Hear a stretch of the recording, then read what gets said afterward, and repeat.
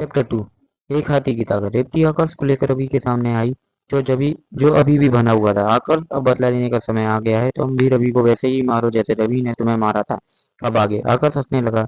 मुक्का मारना, इसमें तो वो विषय था।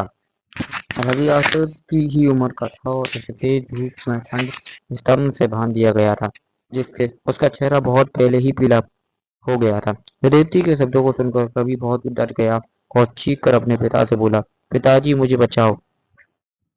रेवती की बात को ज्यादा मत बढ़ाओ।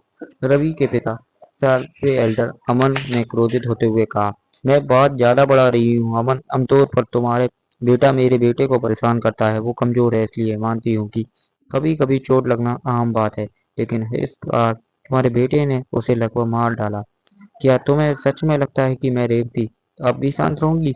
रेवती ने अमन की ओर तेज नजरों से देखा। उसकी आवाज में गुस्सा साफ झलक रहा था। आकर संकोच मत करो और हमला करो। आज मैं भी देखती हूँ कि तुम्हें कौन रोकता है। रेवती की आवाज गुस्से से भरी हुई थी। भले ही वे एक महिला थी, लेकिन जिस हिम्मत और प्रभावशाली ढंग से उसने अपनी बात कही थी, वैसे कोई पुरुष भी नहीं कह पाता। अमन ने अपने बगल में बैठे कुल प्रमुख बर्तन सिंह की ओर ये आशा करते हुए देखा कि शायद वो उसका साथ देंगे। और अमन, आज का मुकाबला तुम्हारे और रेवती के बीच का निजी मामला है। मुझे आता कि आप इसे निजी तौर पर ही सुलझाएंगे। बर्तन सिंह ने अमन को समझाते हुए कहा, तो तुम ही वो रवि हो जिसने पुराने आकर्ष को पीट पीट कर ऐसी दर्दनीय स्थिति में पहुंचाया था। आकर्ष ने अपने आप से कहा, फाट। आकर्ष ने बिना कुछ कहे सीधे रवि को एक थप्पड़ मार दिया। आकर्ष की हथेली में हल्का दर्द होने लगा। उसकी भौहें थोड़ी सी सिकुड़ गईं।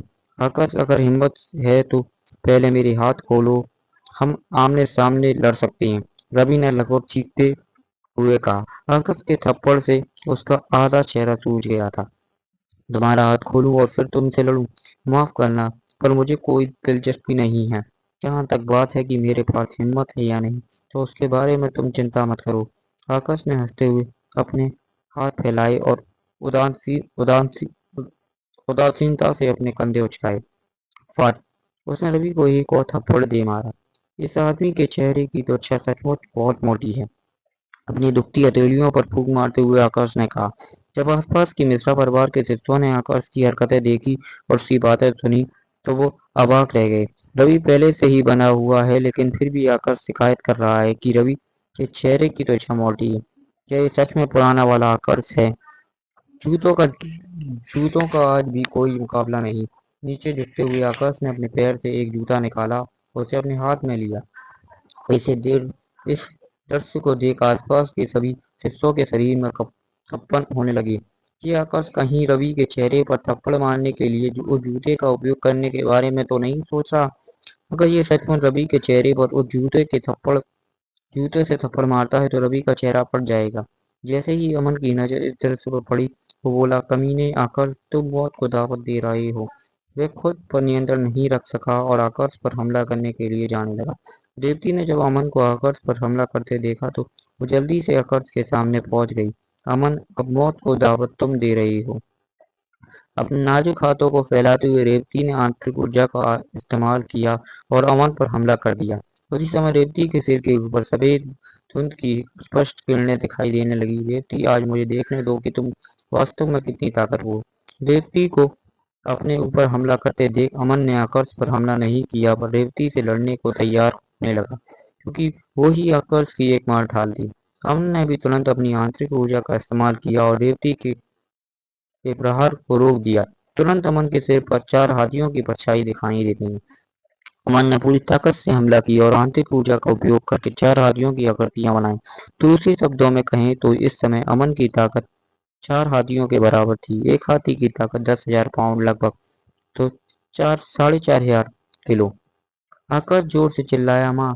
मिश्रा परिवार के सभी सदस्य 7वें एल्डर और 9वें एल्डर के बीच हो रही लड़ाई को ध्यान से देख रहे थे, क्योंकि इतने बड़े पैमाने की घटना देखना बेहद दुर्लभ था। बूम! अमन और रेवती दोनों के बाद एक और भयंकर गर्जना के साथ टकराए। दोनों के शरीर को हल्का धक्का लगा। रेवती का शरीर थोड़ा आगे की ओर झुका हुआ था और उसके सिर के ऊपर सफेद धुंध व कुछ स्पष्ट छाया दिखाई दे रही थी। कुल 6 हाथियों की ताकत अमन के 4 हाथियों अमन की 6 हथियों की ताकत का मुकाबला रेवती की 6 हथियों की ताकत से था। इस लड़ाई में कौन जीत रहा था और कौन हार रहा था, सभी साफ देख पा रही थी। रेवती के प्रहार से अमन को इतना तेज धक्का लगा था कि वो 10 मीटर दूर जाकर गिरा था। वहां अमन का चेहरा पीला पड़ गया और उसे इतनी गहरी चोट लगी थी, उसके मुंह से खून निकलने लगा। अब इस बात से भरे चेहरे के साथ उसने रेवती के सिर के ऊपर उन 6 हाथियों की रुपटोती छाया पर नजर डाली कि कैसे संभव है 6 हाथियों की ताकत। रेवती वास्तव में चक्रमय मध्य मंडल के चौथे स्तर की योद्धा है। अमन चौंक उठा। अपने सपने में भी नहीं सोचा था कि आमतौर पर शांत रहने वाली नौवीं एल्डर रेवती, जो हमेशा मिश्रा परिवार के मामलों से दूर रहती थी, वास्तव में इतनी ताकतवर होगी। परिवार के सभी सदस्य हैरान होने से खुद को नहीं रोक सके। 6 हाथियों की ताकत। रेवती चाची वास्तव में इतनी शक्तिशाली हैं। योद्धाओं की ताकत के अनुसार 6 हाथियों की ताकत केवल चक्रमय मंडल के चौथे स्तर के योद्धाओं के पास होती है। कौन कौन कौन सोच सकता था कि नौमी एल्डर, जो आमतौर पर दयालु और सौम्य है, उनके पास वास्तव में इतनी ताकत होगी। देवनी अगर रवि ने आकर्ष को लगभग मारा नहीं होता तो हमें नौवे एल्डर की ताकत देखने का मौका कभी नहीं मिलता। रेवती स्थिर खड़ी थी। आकर्ष ने राहत की सांस लेते हुए अपने आप से कहा, मैंने कभी नहीं सोचा था कि माँ के पास वास्तव में इतनी ताकत होगी। आंतरिक ऊर्जा का उपयोग करते हुए और 6 हाथियों की ताकतियों को विकसित करना, माँ निश्चित रूप से चक्रमंडल की चौथे स्तर पर है। इस दुनिया में योद्धाओं इस दुनिया में योद्धा बनने के पहले चरण की को शारीरिक मंडल के नाम से जाना जाता था, जिसे आगे 9 स्तरों में विभाजित किया गया था। शारीरिक मंडल के 9वें स्तर में पहुंचने पर योद्धाओं को 10,000 पाउंड, लगभग 4.5 kg की ताकत मिलती थी। इसके बाद अगर वो योद्धा अपनी आंतरिक ऊर्जा और इस ताकत 1,000 पाउंड की 10,000 पाउंड को आपस में मिला देता है, तो वो आंतरिक ऊर्जा को एक हाथी का स्वरूप दे सकता था, जैसे कि रेवती ने अभी किया था। शारीरिक मंडल के ऊपर का मंडल चक्र मध्य मंडल के 9 के नाम से जाना जाता था। शारीरिक मंडल और चक्र मंडल के बीच सबसे बड़ा अंतर आंतरिक ऊर्जा का था। शारीरिक मंडल के 9वें स्तर को प्राप्त करने के बाद योद्धा को आंतरिक ऊर्जा का निर्माण करना पड़ता था। उसके बाद ही वो योद्धा चक्रमंडल के पहले स्तर में प्रवेश कर सकता था। चक्रमंडल की पहले स्तर में प्रवेश करने के बाद योद्धा को एक और हाथी की ताकत प्राप्त होती थी। इससे पहले की ताकत के साथ मिलाने के बाद पहले स्तर के चक्रमंडल के योद्धा के पास कुल 2 हाथियों की ताकत होती थी। जैसे जैसे उनका स्तर बढ़ता जाता, उनकी शक्ति का स्तर भी बढ़ जाता। यही सब सोचकर आकाश के चेहरे पर एक मुस्कान आ गई। आकाश, अब तुम्हें कोई परेशान नहीं करेगा। तुम बस रवि से अपना बदला लेने पर ध्यान दो। रेवती की कोमल आवाज आकाश के कानों में सुनाई दी। पिताजी, मुझे बचाओ। रेवती की बातें सुनकर रवि के चेहरे का रंग उड़ गया। उसकी आंखों में डर साफ झलक रहा था। वो जानता था कि आकाश उसे सच में जूता मारने की हिम्मत रखता है, और अब भला उसे किस बात का डर होगा जब अमन रेवती से हार चुका है।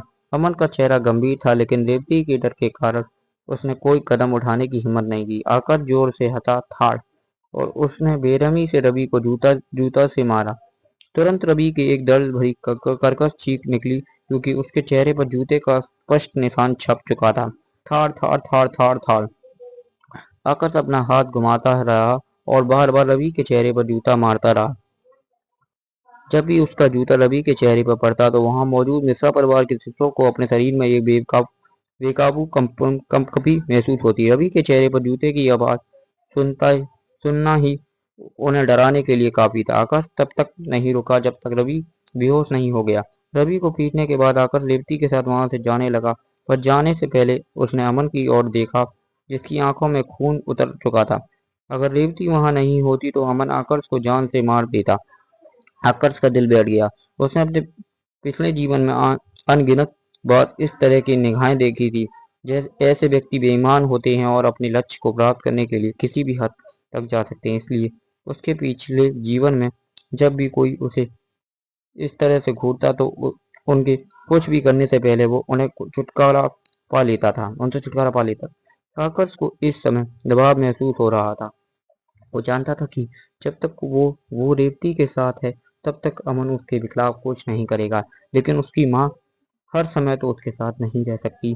इस दुनिया में रहने के लिए जहाँ केवल ताकतवरों का सम्मान किया जाता है, वह केवल खुद पर भरोसा कर सकता है। इस समय उसे जिस चीज की सख्त जरूरत थी वह थी ताकत, असीम ताकत। मिस्र परिवार की 9वीं एल्डर होने के कारण रेवती के पास अपना खुद का एक घर था। घर में 3 कमरे थे, एक रेवती का, दूसरा आकर्ष का व तीसरे उनकी नौकरानी का। अपने कमरे में वापस जाने से पहले आकर्ष ने अपनी माँ रेवती को प्रणाम किया। इस बार इतनी गंभीर चोटें लगने के बाद आकर्ष थोड़ा अलग लग रहा था। आकर्ष के सबसे करीबी व्यक्ति होने के कारण रेवती ने आकर्ष के व्यवहार में आए परिवर्तन को तुरंत भाप लिया था, पर उसने इस बारे में ज्यादा नहीं सोचा। वैसे भी उसके लिए सोच पाना बहुत मुश्किल था कि उसका वास्तविक बेटा आकर्ष तो पहले ही मर चुका था। इस समय जो उसके सामने था वो था 21वीं सदी का आकर्ष।